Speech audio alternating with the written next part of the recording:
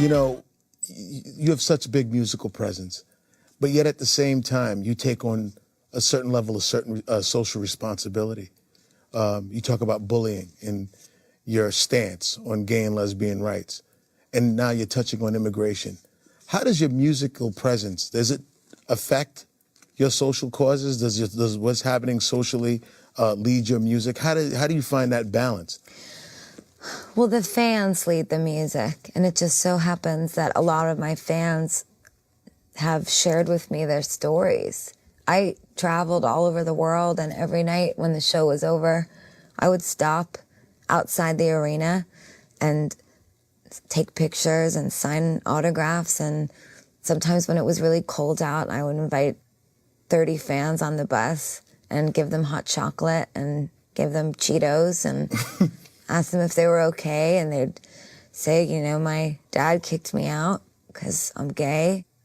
Another one would say, I haven't seen my parents in 8 months. They were brought back to El Salvador in the middle of the day.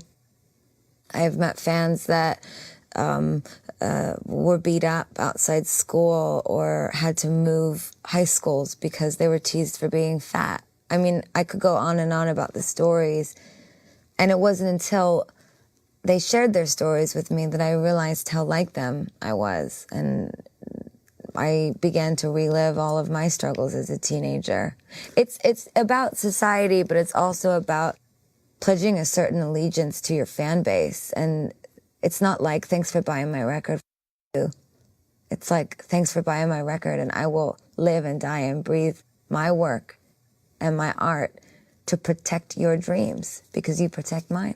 Did you have a specific tanning moment? A moment when you realized that your music, wow, it crossed over. This thing is pulling everybody together. Was there a moment when you looked into the crowd and you seen, you know, this place is filled with, the arena is filled with this, or you played in a certain venue and you were just shocked at how far your music has reached?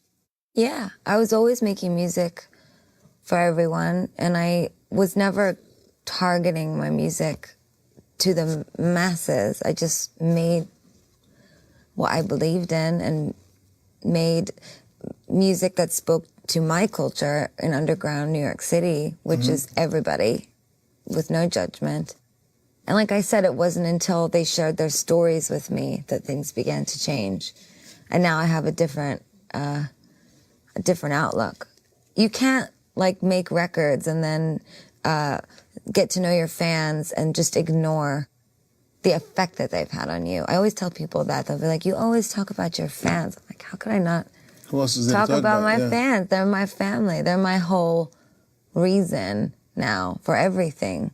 And they are the thing that I didn't even ever really think about before. I wrote records because I love music. I love music. I live and breathe and die music every single day. I music. But the fans, they show the hell up, you know? They show the hell up. Well, I am fortunate enough to know that, you know, what you've done and the statements that you make to help people. Also, your philanthropic endeavors, your $1 million donation to different charities to help inner city kids. Everything you've done with the Robin Hood Foundation has been fantastic. So I just am just so happy that, you know, I get a chance to sit down with you and be one to just push your message out further. And you've been nothing but an icon, somebody who's been a role model, and thank you for coming by. Thank you. A little fist bump. This is The Tanning Effect. See you next time.